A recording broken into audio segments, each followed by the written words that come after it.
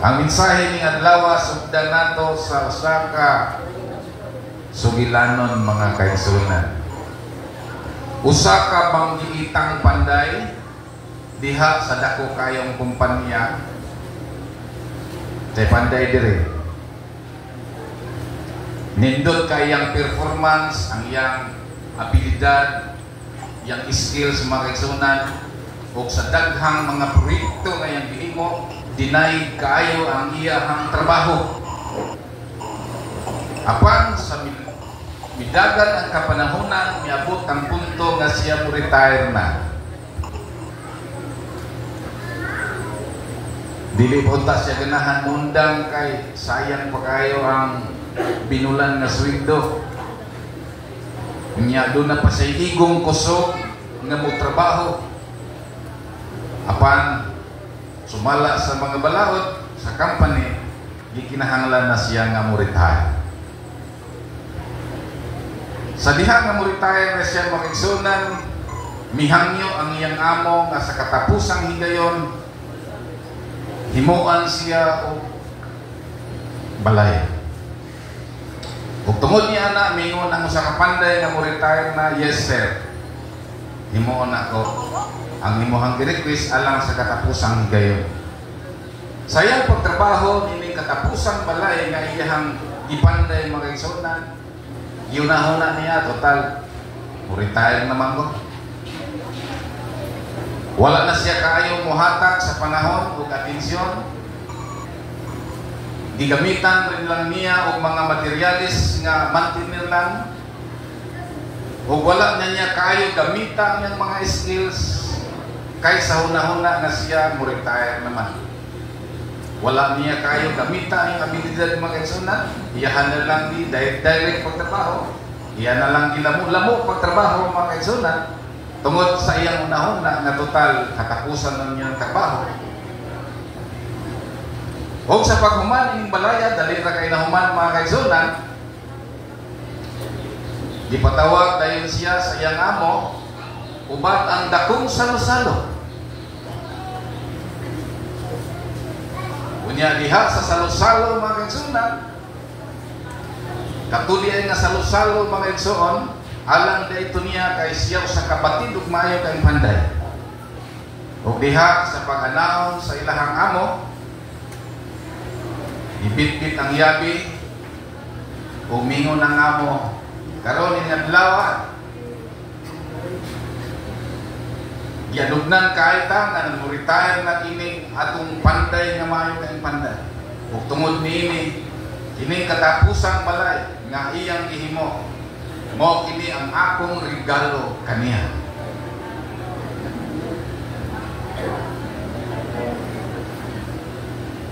Na-surprise ang panday apan diha siyang kaugalingon ay labihan niyang pagmamahal. Wa ko magdahong na kining katapusang balay nga akong pagkahimuon, ihatag di ay para nako. Kung nahibalo pa lang ko, ako tang gamitan og nindot kaayo mga materyales, ako tang giayo pagpanday, gidibuho pagayo, kay ako man day mo puyo nining balaya. Kung ibalik pa lang, ako tang ayuhon paghimo.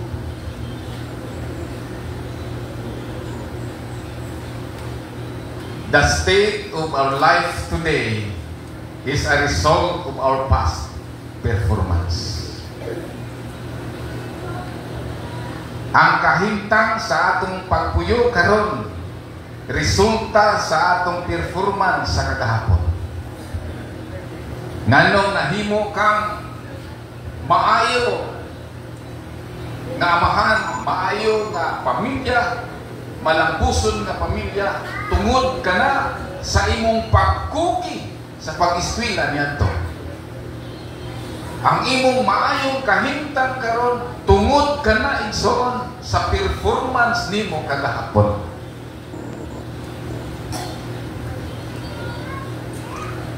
Nagulagway usab kini giunsa nato pag-alagad ang Dios nining kinabuhian. Usahay dili kita seryoso sa pag-alagad. Salin na lang ng mga oras o minuto atong gihatag sa Ginoo. Mantinir lang ang atong pagtagad sa mga pagtulungan sa Biblia. Kunya minus kayo ang atong pag-aplikan sa mga gisugo sa Ginoo. Nining adlaw higugma ka sa Dios ug nagpadala sa mensahe alang kanimo. Building a life on a strong foundation. Mag-ampot ta. Lord, niya ako sa mga tubangan. Walay mahimo sa akong kaugalingon. Apan dako kayo kahimuhan kung gamiton nimo ang akong baba sa pagpamulong sa imong pulong Ginoo. Gikan sa pinakabata karon ug hangtod sa pinakahamtod.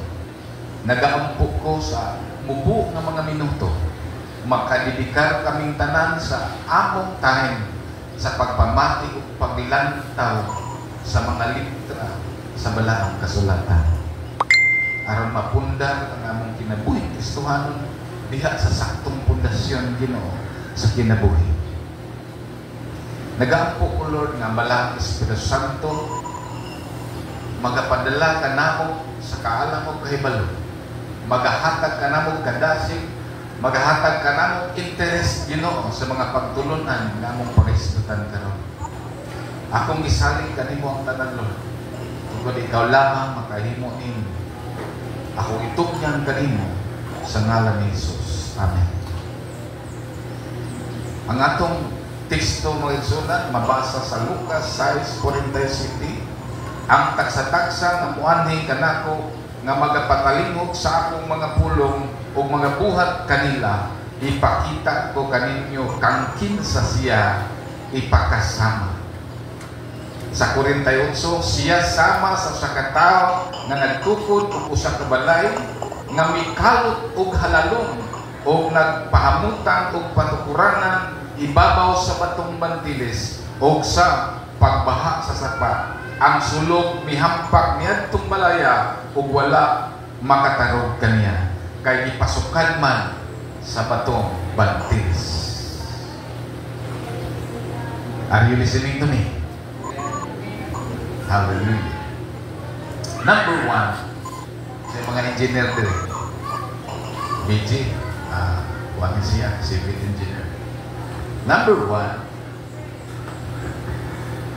building a strong foundation. Number 1 is preparing the right base. Ano sa maning base? Location. Okay? Pwede ba tukuran ni mo dayon ang magtukod ka dahil building sa white clarong location? Sa dihang nagpalit may kamanlo na dito, may gani mga igsunan kay wa pa may maghimog puting uwa o human na ang relocation. So na may gihawan-hawanan nga hindi na ito ibutang.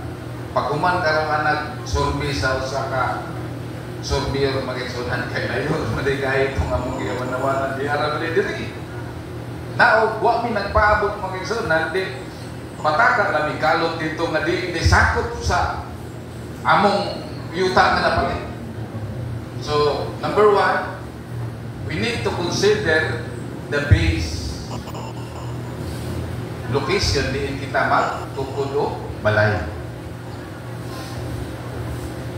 So, number 2, kung insakto na, o ang ato ganing mga si Pasubando, wala mahuman ni concreting diha kay hangtod karo wa pa yung pirman tagiyat gulang kayo kuman na nadilatar ang atong pag-concreting diha sa gikan diha na sa danglag paingon sa tilaw tinuod yun na kung dili clear ang area mga kaigsunan dili mapahigayon pag-ayo ang mga programa proyekto. So mao gihapon na mga kaigsunan, building a life on a strong foundation. Number 1 is kinahanglan ang base proper location. Number 2 is placing the sure foundation on the right base. Ang pagpahuluna sa saktong patukuranan diha sa insaktong luna. Ari na sining kani. So kinahanglan nga lawong mga kaigsunan ang pagkalot paghimo sa pundasyon. Kaya kung dili lawong kaigsuon, lain ning panahon kaigsuon. Tingala ka nga nagkadugay ning anam naglutaw ang imuhang puting. Nakamatikod mo ana? Dunay mga balay nga alang-alang ang puting. Sige kag panili, dugayan hinggimaw na ang foundation. Usahay lutaw na. Nangadiha sa pagpahaluna sa pundasyon, kinahanglan makisunan lawom ang pagkalot aron ipahaluna ang pundasyon. Sa atong kinabuhi karon lawom ba ang atong pundasyon sa pag-alagad? Ana ako ni pastor kay maay mo ko abi-abi mga patuhan dire kanini ang mga membro dire. Nya nindot ko kay saon pastor matang dili ko ganahan mo simba. Nya ug magkayabag ang sa dire. Di na ko simba. Basig wala nataluna ang saktong pundasyon ni Gaon. Ganahan ko rin pastor kay nindot man dire sa inyong simbahan kay namay libreng pagdito. Mo na pundasyon na to sa paglagad. Nya og di na ka malibreng pagdito. Hello. Hallelujah. Unsa kalaw mga atong pundasyon sa pagkalagad. Atong tunan ni Gerson. Kaya ang Ginoo naghatag og pagtulon ani ini. Hallelujah. Okay, kinahanglan lawom ang pagpaluna sa pundasyon. No? Hallelujah. Dire ko pastor kay dagko mong sulido dire. Hallelujah. Karon ato sang i-convert sa spiritual mga kaigsunan. In terms of faith, where God lay as your foundation. Tawag mo diha? In terms of faith, where did God lay as your foundation? Ingon ang Diyos, sumalat tong kanta, I lay in Zion as your foundation, as stone. Many preachers nagwali na si Jesus ang pundasyon pero never diskutan asa ipaluna si Jesus. Hello? Hallelujah. Atong basahon, pastor. Ingon dito sa 1 Peter 2:6, it is just as God says in the scriptures, Look, I am placing in Zion a choice and precious cornerstone. Dili si Pastor Indus gayon. Ang Dios gayon, ibasa lang karon mga igsunan nagipahibalo kita nga ang likong patukuranan nga si Jesus diha gayon niya gipahaluna sa Sion.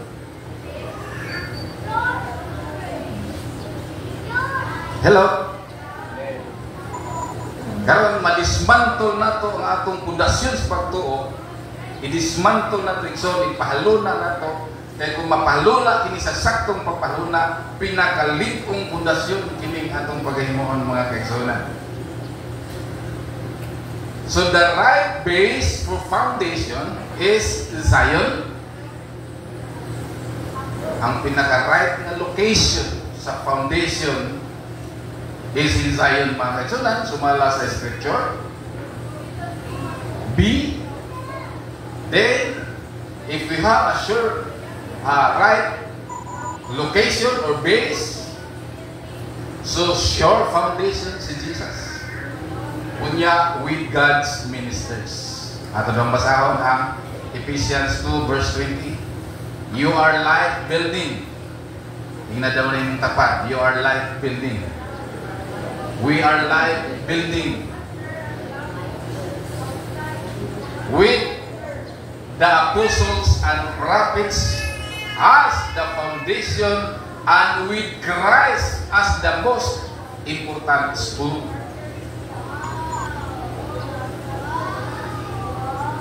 Kita di ay mga igsunan kini iglesia, kitang katawhan, sama kita sa usa ka building. nga ang patukuranan niini mao ang mga apostoles ug mga propeta ug si Kristo ang pangulong patukuranan. Una dili ta pwede mingon nga ay daang tugon man to pastor o dunay mga daang tugon nga dili applicable sama sa 613 laws. Dili siya applicable, pero ang prophecy about the things to come gikinahanglan siya kay maoy usa sa pundasyon sa atong mga tinuohan mga kaigsunan nga diha gipahalona sa mga apostoles o mga propeta nga si Kristo mismo ang pangulong bato. Ining atong pagtulunan ning suon, we are not just taking a part.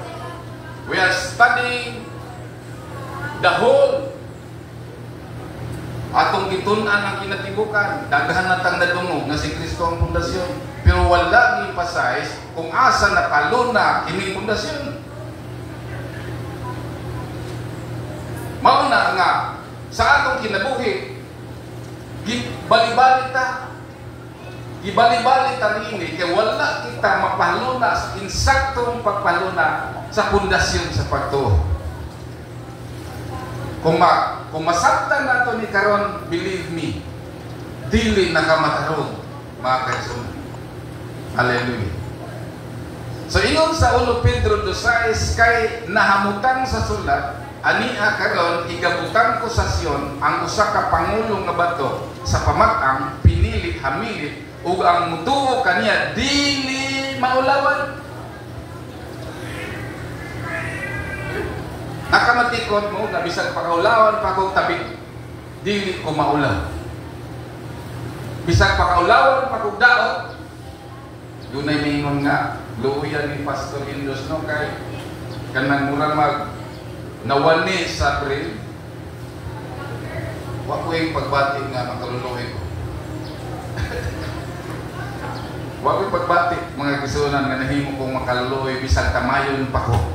Kay nag-ingon sa Biblia, sumala na sulat, ibutang sa Dios ang pundasyon diha sa Sion ug ang mutuo kaniya dili maulawan.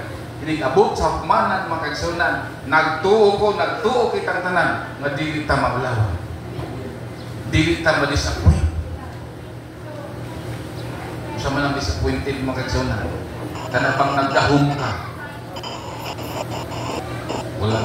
Wala day ikaw ako na nagdahong-dahong ka. Dili ta maulawan kung sakto ang atong pundasyon sa pagtuo. Ang pundasyon sa pagtuo, mag-isulan, wala nagdepende kay maayo mo lamano si pastor, maayo kaayo mo himo pasiaw si pastor, kusog kayo mo ambak-ambak, ngawon ko, wala iha mga kasunan. Ang pundasyon sa pagtuo wala nagdepende sa feelings. Feelings are very deceptive. Usahay ganahan, usahay mag-uol, usahay malipay, di ta kasabot kining pagbatik sa ang pundasyon sa pagtuo wala nagdepende sa emosyon. Nga usahay mingon ta nga lami kaya itong feelings. Nagunahon na ta nga Holy Spirit to mga kaigsunan, pero ato ara din emosyon.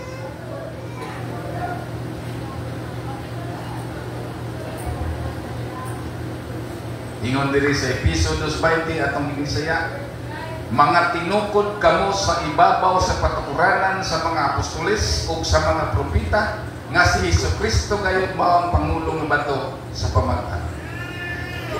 So, a right thing to starts with the right beginning.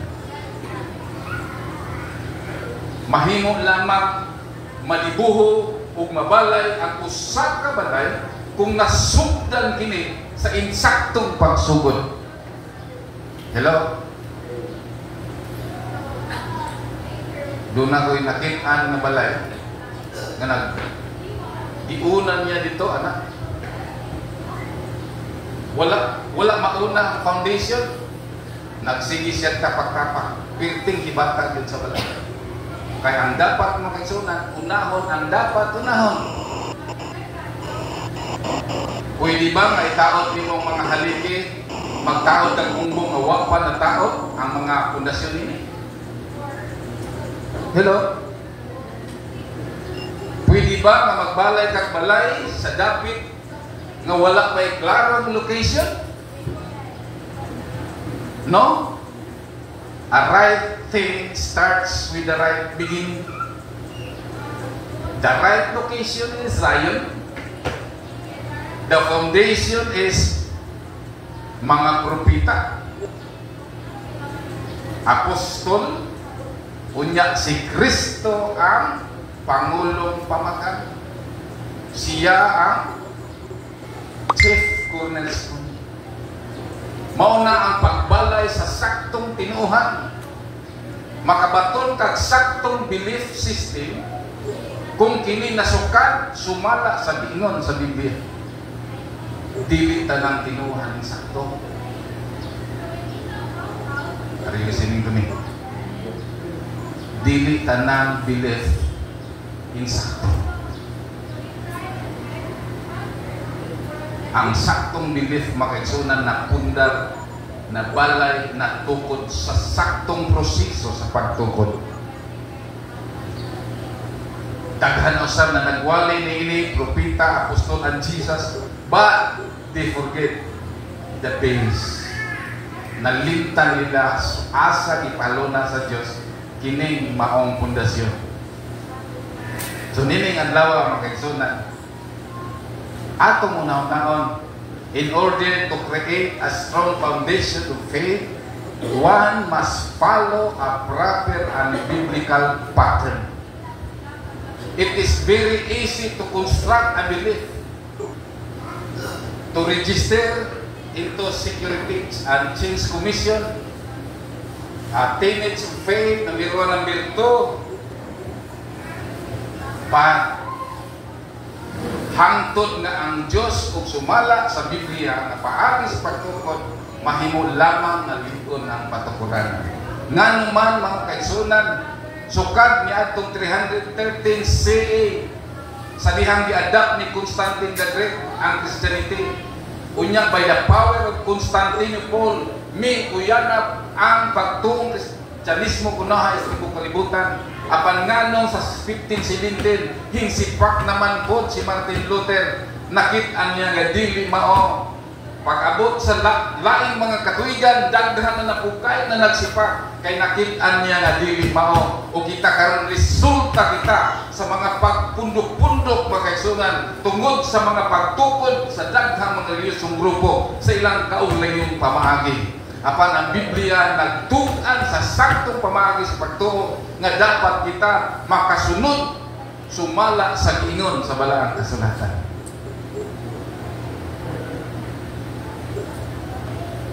Ayaw ibutang ang imong pagsalig o pundasyon diha sa mga maayong butang o tawhanong mga butang. Isukad ang imong pundasyon diha kang Kristo nga siya ang pamagang. Unya hinumdumikin sa kining Kristo ha. Kay diha sa Biblia mga kaigsunan, kinahanglan makasabot ka nga dili tanang Kristo tinuod. Nagingon ang Mateo 24:24, mutumha ang daghang mga Kristo ug mga propeta.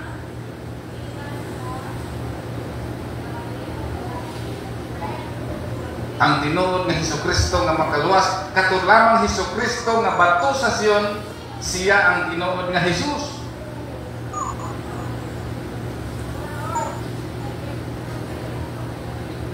Abi niyo tanang Hesukristo gigikan sa Ginoo dili. There is only one. The right usage of the word alone. Listen carefully. The right and proper usage of the word alone. Christ alone. Ingon diha sa Acts 4:12, Acts 4:11, only Jesus. Kung sa may kalabutan sa word na only o alone. Tabang, ma'am. Igsuon na sila kanang only o alone. Kung sa'y kalainan na ma'am ay only o alone. Okay, just forget it. Masabtan na ito na. Only Jesus has the power to save. His name is the only one in all the world that can save anyone. He is the stone of Zion.